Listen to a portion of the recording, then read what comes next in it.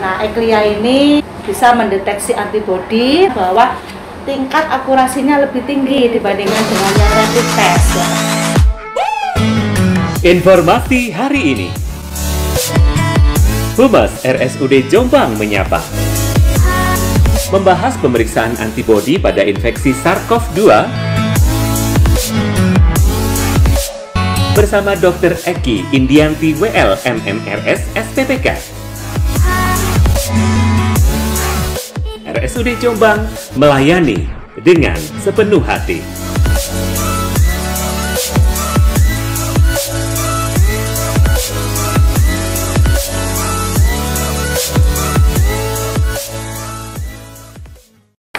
Assalamualaikum warahmatullahi wabarakatuh. Waalaikumsalam warahmatullahi wabarakatuh. Selamat siang pemirsa, berjumpa lagi dengan saya Gianita Prayoga dalam acara Humas RSUD Jombang Menyapa.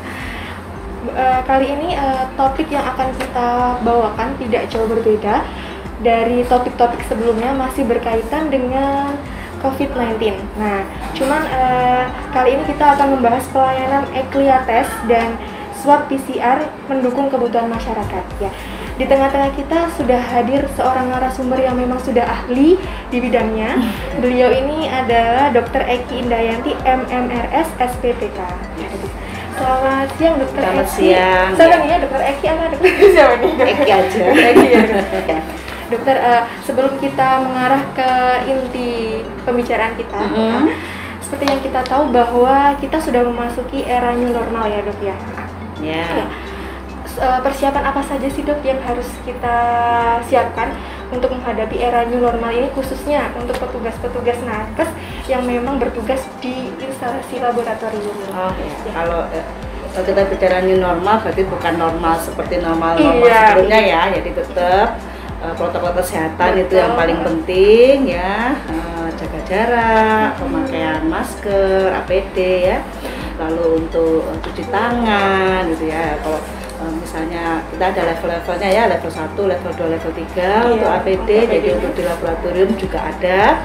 Kalau kita untuk pemeriksaan sampling ya, sampling untuk pasien itu kita pakai level 2 karena itu sampling untuk darah, selain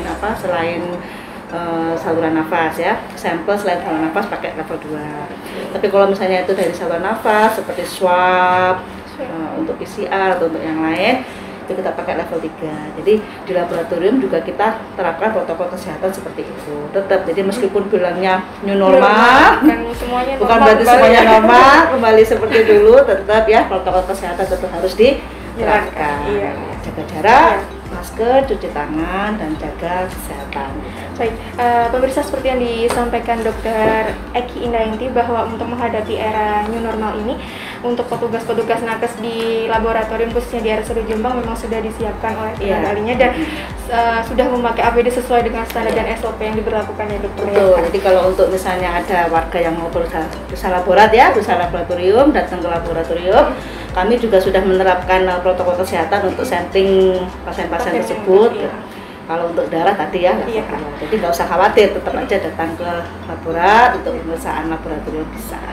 Terus yang ingin saya tanyakan dok ya, seperti yang saya tahu bahwa untuk pemeriksaan laboratorium ini ada 2 jenis. Nah, yang pertama ada deteksi antigen dan deteksi antibodi ya, yang saya ketahui.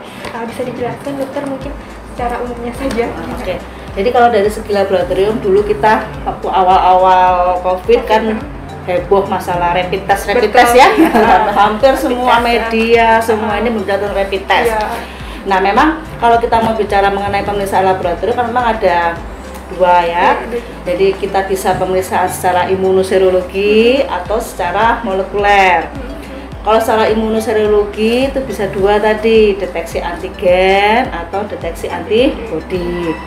Kalau secara molekuler itu pemeriksaannya yang PCR ya, yang orang-orang kenal sebagai swab itu PCR ya. Nah, kalau bicara mengenai imunoserologi yang saat ini tersedia luas di beberapa pusat kesehatan ataupun di puskesmas pun juga ada, lalu di hampir klinik-klinik juga punya, bahkan dokter praktek pun juga ada. Itu adalah deteksi imunoserologi. Jadi pemeriksaan imunoserologi tadi ada 2, bisa deteksi antigen ataupun antibodi. Tapi yang tersedia luas di saat ini adalah deteksi antibodi. Yang antigen sangat jarang, saya hampir sedikit yang menemukan rumah sakit atau pelayanan kesehatan mengusahakan deteksi antigen. Karena memang deteksi antigen ini kan mencari protein virus yang ada di tubuh pasien. Sampelnya harus swab. Ya, dia mendeteksi antigen tapi pakai imunoserologi, bukan menggunakan molekuler, bukan PCR. Sampelnya swab, lalu butuh suatu laboratorium khusus, butuh alat namanya BSC ya, Biosafety Level Cabinet. Nah, jadi dan ini tidak semua center kesehatan punya BSC, sehingga yang lebih banyak kita digunakan adalah deteksi antibodi. Ya. Untuk deteksi antibodi ini meliputi apa saja ya?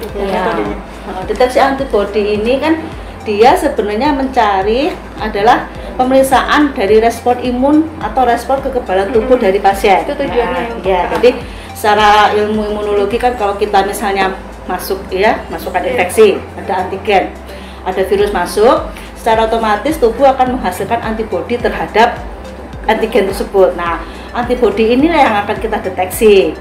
Nah, mendeteksi antibodi ini banyak sekali macam caranya ya. Caranya ada beberapa cara, beberapa metode ya. Jadi yang pertama yang sering kita kenal ini yang dulu itu namanya rapid test, yang orang-orang sebut rapid test. Nah, itu adalah metode imunokromatografi atau ada yang sering menyebut itu sebagai lateral flow immunoassay. Nah, orang nyebutnya yang gampangnya rapid test. Kenapa disebut rapid test? Karena cepat ya, cepat. Memang cepat hasilnya, mudah langsung cepat dibaca dan hasil bisa cepat keluar. Makanya disebut rapid ya. Itu adalah metode imunokromatografi atau lateral flow immunoassay. Ada lagi metode lain yang lebih tinggi ya tingkatannya dan otomatis keakuratannya juga lebih baik ya. Ada yang model ELISA, ada ECLIA. ELISA itu enzim link immunosorbent-assay, ada juga ECLIA, electrochemiluminescence immunoassay. Nah, kalau kita bandingkan dari beberapa macam metode ini, sebenarnya sudah ada sih laporannya ya dari British Medical Journal. Dia membandingkan 3 metode ini ya, metode ICT atau rapid test tadi atau LFIA, lateral flow immunoassay, juga metode ELISA sama metode ECLIA. Jadi dia membandingkan 3 ini, dibandingkan kepada pasien yang COVID dan non COVID. Jadi ada penelitiannya, dia itu bukan systematic review istilahnya, meta analisis. Dia mengumpulkan dari berbagai macam laporan-laporan jurnal dalam pemeriksaan ini, terus dilihat angkanya berapa gitu. Nah, dari laporan BMJ ini, British Medical Journal, ternyata kita dapatkan pada pasien-pasien COVID ya, yang pasien-pasien dengan COVID itu metode yang lebih mendekati hasil yang sebenarnya atau di sini disebut sebagai true result.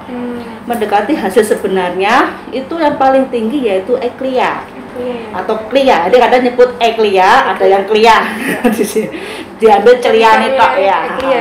Ada yang CLIA, ada yang CLIA. Jadi ternyata dari laporan BMJ ini ya, terbaru nih sekitar kalau bulan Juni kemarin dikeluarkan, itu yang paling mendekati true result, mendekati hasil yang sebenarnya itu adalah yang CLIA.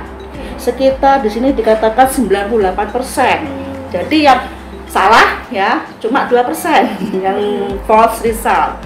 Sedangkan kalau rapid test yang sering kita pakai selama ini yang LFIA tadi, dia mendekati true result hanya 66%. Jadi dengan laporan jurnal ini dikatakan kalau yang LFIA atau rapid akeh salah daripada bener gitu toh ya, logik secara bahasa kasarnya ya. Jadi sebanyak 66% itu yang LFIA rapid, berarti yang sekitar 100 kurangi 66 berapa? 34 ya, berarti 34 itu false result.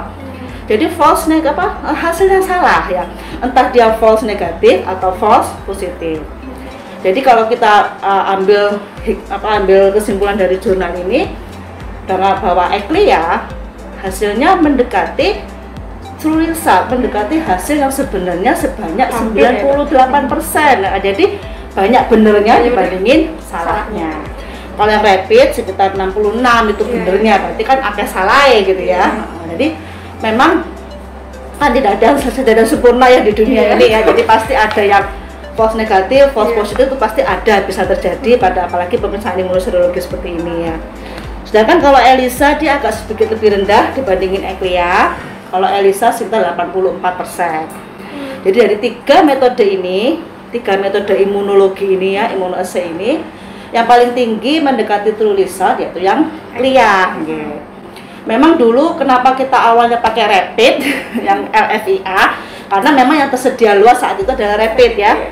Karena ECLIA masih pengembangan ya, karena kan nggak bisa cepat, jadi butuh pengembangan. Sehingga awal-awal dulu waktu kita awal-awal COVID kan di RSUD Jombang kan juga pakai rapid ya, awal-awal pemerintah juga pakai rapid. Nah, setelah perkembangan selanjutnya ditunjang dengan penelitian-penelitian, laporan-laporan dari jurnal, ternyata kita dapatkan ECLIA kok lebih tinggi. Memang secara teori pun memang ECLIA lebih tinggi, dan dibuktikan juga dengan pada pasien-pasien COVID dia lebih mendekati true result, salahnya lebih sedikit dibandingkan dengan rapid. Sehingga oleh karena itu kita dari RSUD Jombang beralih ke metode yang ECLIA untuk menurunkan angka kesalahan dan untuk meningkatkan akurasi ya, ketepatan ya, akuratnya untuk pemeriksaan yang ada di rumah sakit kita. Untuk media yang digunakan untuk pemeriksaan ketiga metode ini sama atau bagaimana dok? Kalau kita mau bandingkan mungkin kalau secara sampelnya semua sama. Jadi sampel semuanya darah. Karena ada deteksi antibodi. Nah, antibodi ini kita cari adanya di darah, ya kan? Kalau misalnya tadi deteksi antigen yang secara imunologi itu kita carinya di saluran nafas, di tempat fokus infeksinya. Tapi kalau antibodi dia ada di darah, sehingga kita ambil adalah darah karena dia beredar di sirkulasi ya, di sirkulasi peredaran darah kita. Nah, kalau untuk ELISA, untuk rapid atau LFIA tadi, atau ICT tadi, atau ECLIA, itu sampelnya sama, semuanya pakai darah. Nah, cuma yang membedakan adalah metode yang kita gunakan untuk pemeriksaan itu. Nah, kalau mau kita bandingkan antara rapid test sama ECLIA, saya pengen tahu apa sih bedanya. Yang biasanya diperiksa ya podo, darah, gitu ya. Nah, kalau mau kita lihat dari proses pemeriksaannya ya, kalau dari tadi hasil penelitian jelas ya, ECLIA lebih tinggi untuk mendekati akurasinya, mendekati hasil yang true result tadi lebih tinggi, hampir 98% dibandingkan teman-temannya tadi ya, cuma 66 rapid. Itu secara persentase ya, secara hasil penelitian. Tapi kalau kita lihat apa sih bedanya? Mau podo-podo diambil darah. Takutnya kan orang-orang kan mikirnya podo ae, diambil juga darah gitu kan. Nah, kalau yang kita lihat persamaannya yang dideteksi sama ya. Jadi kalau pada persamaannya dulu yang dideteksi sama, yaitu sama-sama antibodi terhadap SARS-CoV-2 kalau kita lagi bicara COVID ya. Antibodi terhadap SARS-CoV-2 yang dihasilkan oleh tubuh dari respon imun terhadap pasien tersebut. Di pasien, seseorang terinfeksi, misalnya kena SARS-CoV-2, terus dia akan menghasilkan antibodi. Nah, antibodi ini yang akan kita deteksi di dalam darah. Jadi yang diperiksa memang sama barangnya. Barangnya sama yang dicari, jadi antibodi terhadap SARS-CoV-2 itu yang kita cari sama ya. Nah, yang dideteksi sama yaitu antibodi. Sampelnya juga sama, bisa darah ya.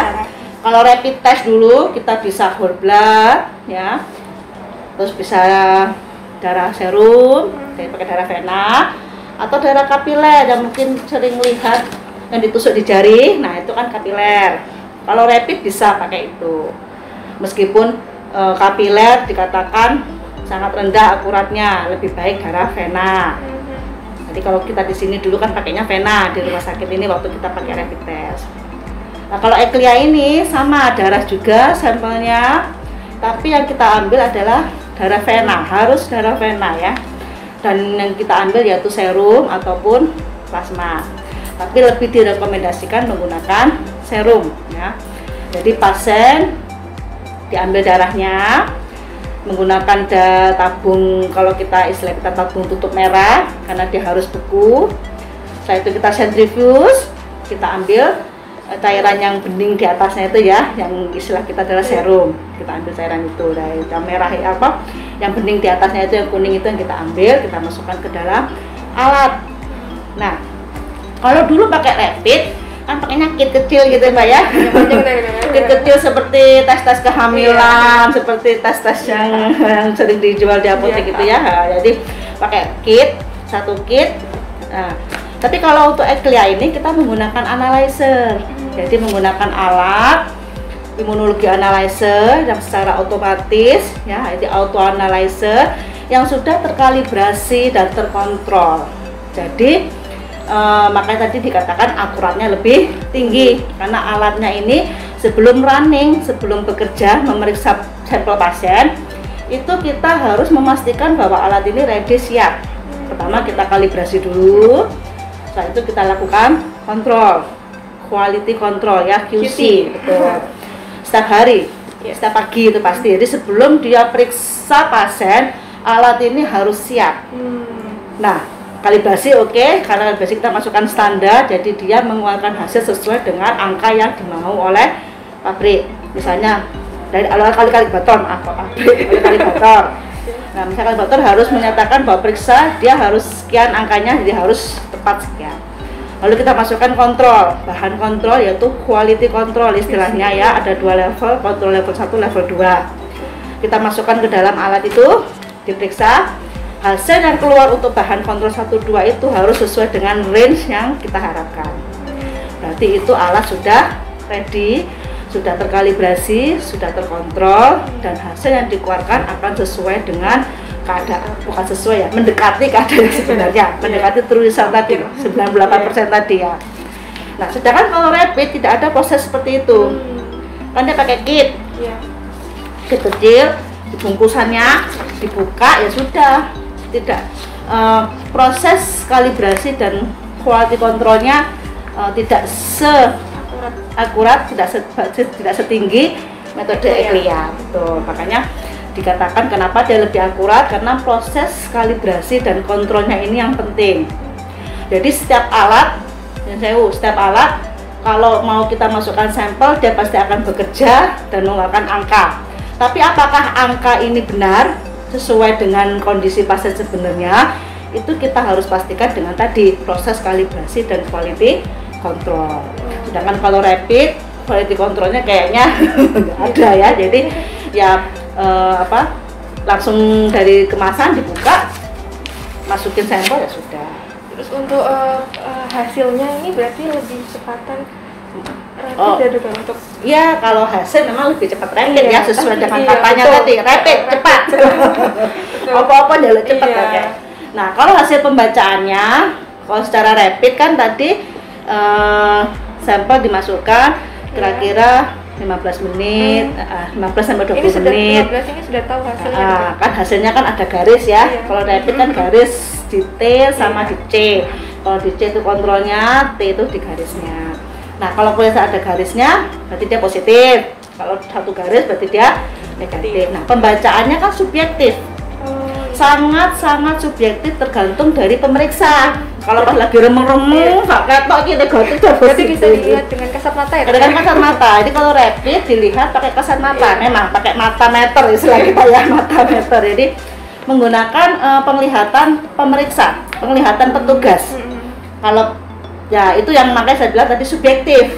Jadi sangat subjektif sekali, apalagi kalau untuk hasil-hasil yang remeng-remeng garisnya ini, aduh ini ada garis apa enggak ya, itu kadang-kadang kan individu A dan individu B kadang-kadang berbeda pendapat. Ini kalau ada garisnya, ini kayaknya enggak, jadi sehingga akhirnya bias ada di situ, ini positif apa negatif, reaktif apa non reaktif gitu ya. Nah, kalau Eclia karena kita menggunakan analyzer dan sudah terkalibrasi, terkontrol, hasilnya itu kan berupa indeks. Objektif ya, betul, objektif. Jadi nggak ada lagi pertengkaran di antara kita.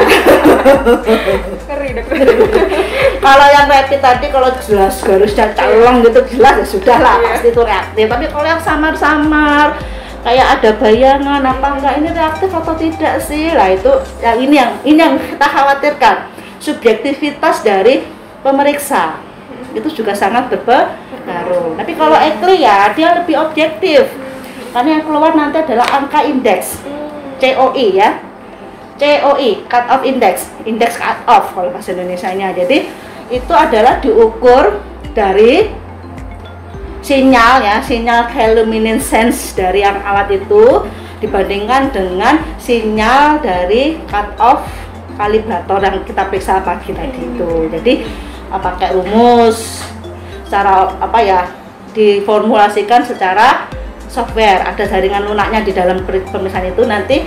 Jadi kan kalau di ECLIA itu pertama kan ada antigen antibody ya. Kalau secara proses singkatnya di dalam alatnya itu ada antigen antibody, tambahkan dengan rutenium, lalu nanti akan ditembak dengan sinar, akan keluar sinyal chemiluminescence. Nah, sinyal chemiluminescence ini yang akan diukur oleh alat, diukur berapa lalu dibagi dengan sinyal cut off dari kalibrasi, proses kalibrasi tadi, sehingga keluarnya adalah indeks. Objektif kan ya, nggak butuh lagi mata. Lebih objektif dan ada angkat apa indeks cut off-nya. Lebih dapat, lebih apa ya, lebih terpercaya, lebih akurat.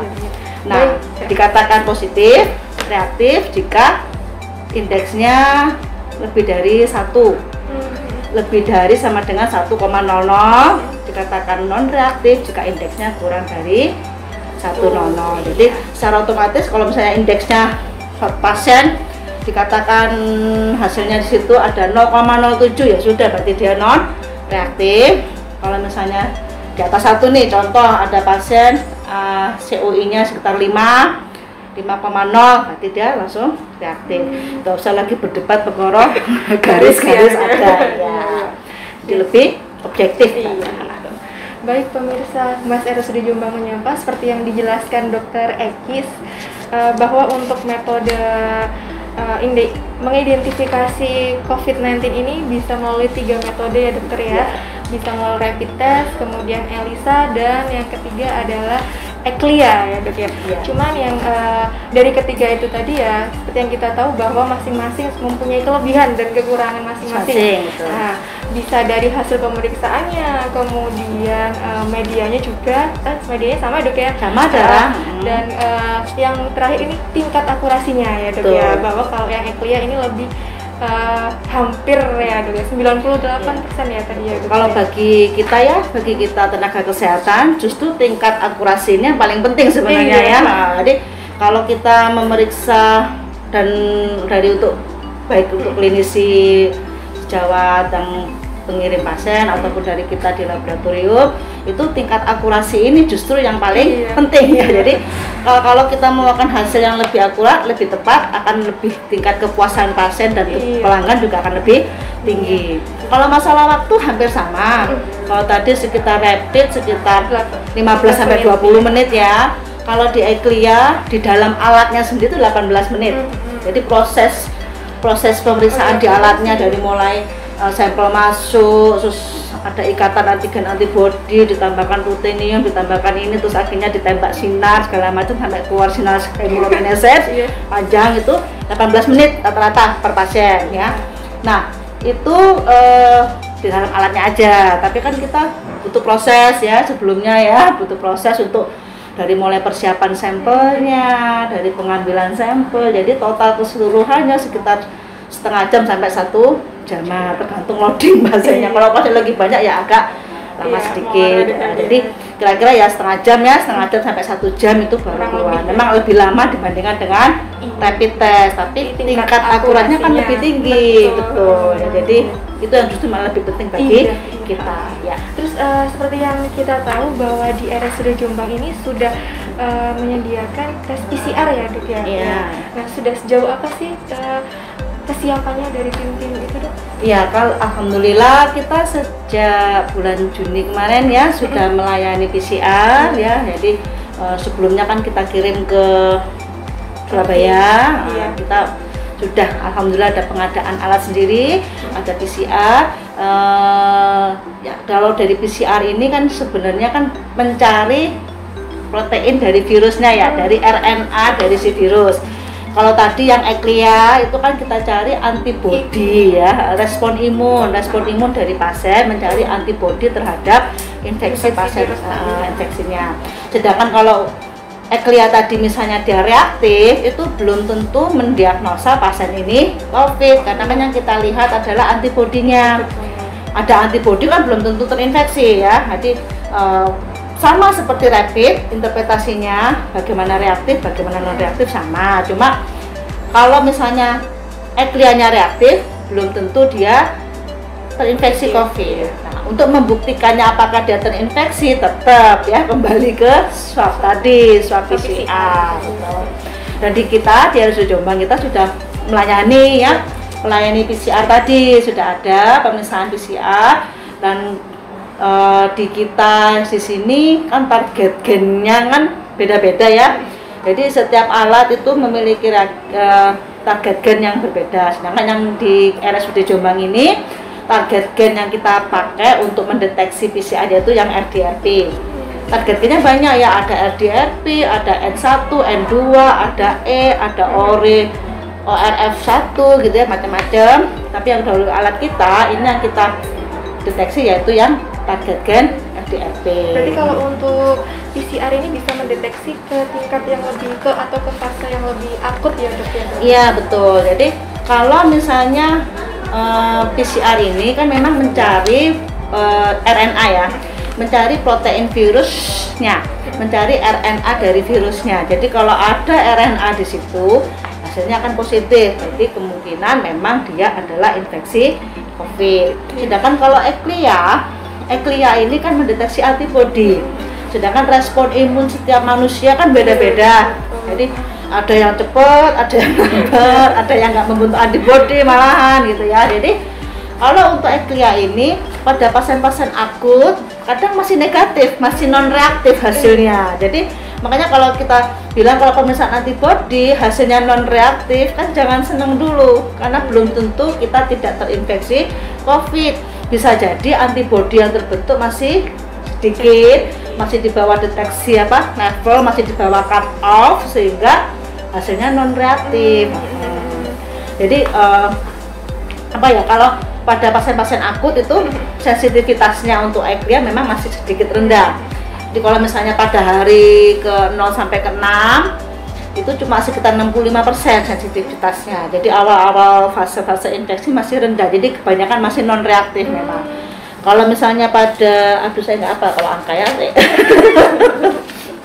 Jadi kalau pada hari ke-7 sampai ke-14 itu dikatakan sensitivitasnya 88%, jadi meningkat. Dan akan bisa menyampai 90% sampai 100% jika pemeriksaan di atas hari ke-14. 2 minggu, jadi antibodinya sudah mulai meningkat. Jadi kadang-kadang pada fase-fase akut, infeksi-infeksi akut, kadang antibodi ini baik Eclia maupun rapid sebenarnya itu kadang masih bisa non reaktif. Jadi memang hati-hati. Berarti bukannya hasil pemeriksaannya salah, enggak, tapi kita harus hati-hati terhadap pasien-pasien dengan infeksi yang akut karena bisa memberikan hasil yang non reaktif. Karena pada fase akut tadi ya hanya 65% sensitivitasnya pada 0 sampai 6 hari saat gejala ya, awal-awal gejala. Pada hari ke-7 13 meningkat 88%, pada hari lebih ke-14 hari bisa sampai 90 sampai 100%. Jadi kalau dia bilang sudah lebih dari 2 minggu ya, 14 hari hasilnya reaktif, kemungkinan 90 sampai 100% dia benar COVID gitu. Jadi hati-hati pada interpretasi hasil jika dia masih pada fase akut karena bisa non reaktif. Untuk medianya tes PCR ini sama atau? Ya kalau PCR karena kita yang deteksi adalah virusnya ya, dari virusnya atau RNA tadi, sampelnya pasti swab. Karena yang kita cari adalah virus ya, RNA virus dari si COVID ini, si SARS-CoV-2. Jadi kita cari di fokus-fokus infeksinya, paling sering kan di daerah pernafasan. Jadi kita cari di hidung ya, nasofaring atau di orofaring sama di mana itu tenggorokan ya, di orofaring sama nasofaring. Kita ambil swabnya, lalu kita lakukan ekstraksi RNA dulu. Ya, kita ekstraksi RNA, kita ambil RNA murninya Setelah dapat RNA murni, dari ekstraksi RNA itu kita masukkan ke alat PCR untuk diamplifikasi sampai ketemu apakah ada RNA-nya apa tidak gitu. Jadi kalau ketemu positif berarti RNA-nya ada. Nah, tadi saya bilang target gen yang kita pakai di sini yaitu yang FDRP. Dok, terus kapan sih dok kita harus tes rapid atau ECLIA test atau PCR ini? Kapan ya? Iya, maksudnya pas apa kita waktu merasa memang tubuh kita enak atau harus lebih? Yang paling wajib ya, Iya. yang paling wajib kalau kita ada riwayat kontak pasti ya, tetap ya. Kalau kita ada riwayat kontak, misalnya kita pernah kontak dengan orang yang confirm, Iya. kontak erat pasti ya. Kalau cuma lewat sekelebat aja ya enggak ya. Kontak erat mungkin kita ada di satu ruangan yang tertutup, atau mungkin bercakap-cakap, ngobrol kira-kira minimal 15 menit, itu berarti kan udah kontak erat. Nah itu kita harus periksa ya. Tapi kalau hanya sekelebat lewat aja nggak usah. Nah kita harus periksa. Kalau kita ada riwayat kontak kita harus periksa. Nah misalnya boleh silahkan mau ECLIA, tapi kalau ECLIA masalahnya kan kalau kita langsung belum tentu kita terbentuk antibodi, karena ECLIA kan deteksi kan antibodi, jadi kadang membutuhkan waktu untuk terbentuknya antibodi. Nah biasanya kita tunggu 7-10 hari sama. Jadi secara teorinya kapan kita periksanya antara rapid dengan ECLIA sama, karena antibodi kan dibentuk 7-10 hari setelah infeksi.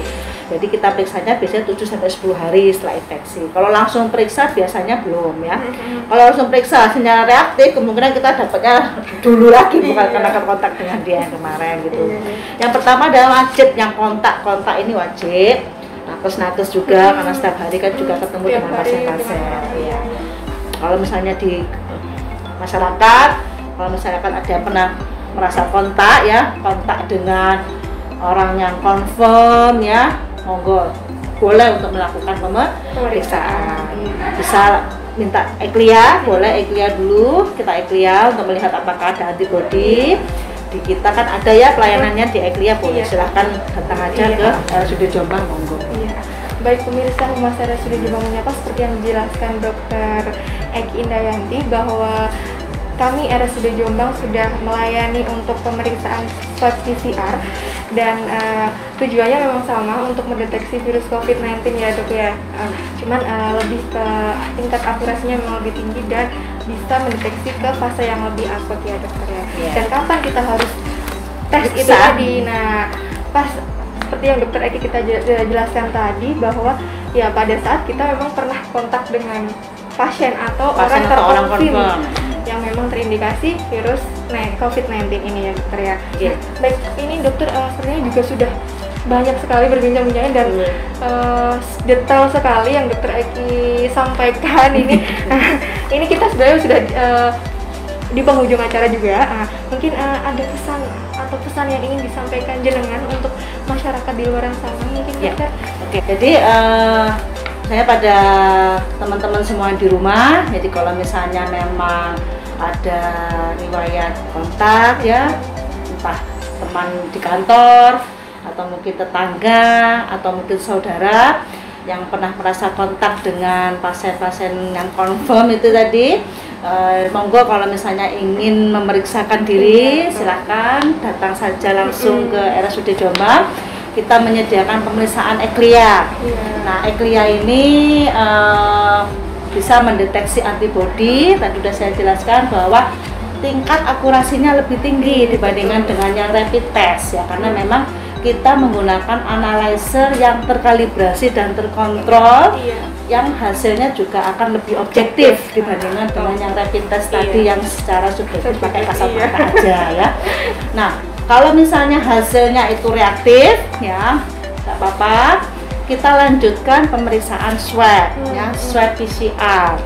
Kita juga udah melayani ya PCR, monggo nanti dikoordinasikan aja dengan pihak-pihak terkait ya, dengan dari bagian poli kesehatan mungkin nanti ya.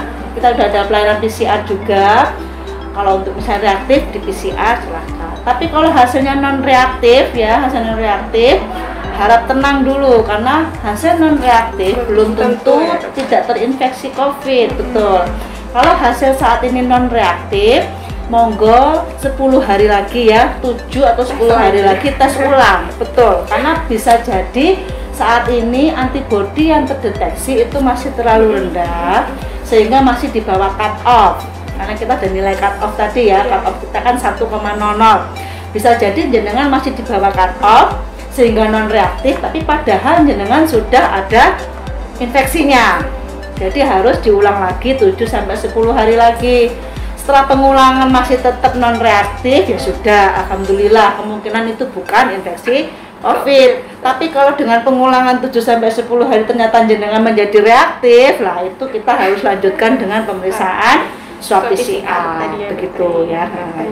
Tapi tetap selama menunggu tadi protokol kesehatan tetap diterapkan ya.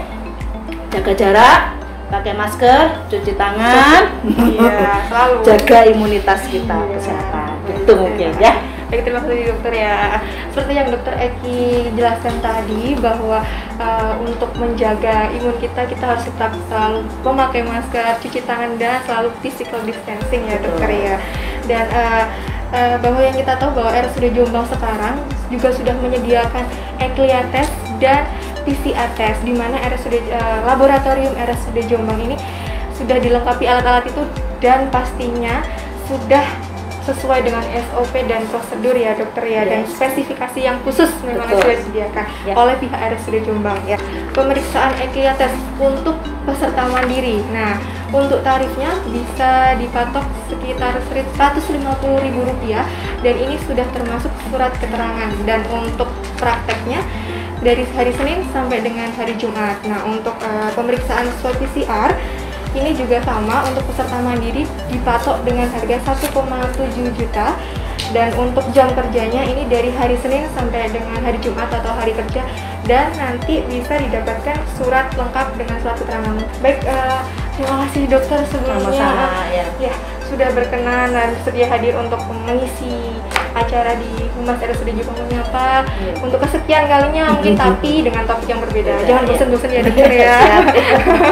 Ya, semoga apa yang dokter sampaikan, yang dokter yang paparkan bisa bermanfaat untuk kita semua. Amin. Dan untuk masyarakat luas khususnya di Jombang ya dokter ya. Amin.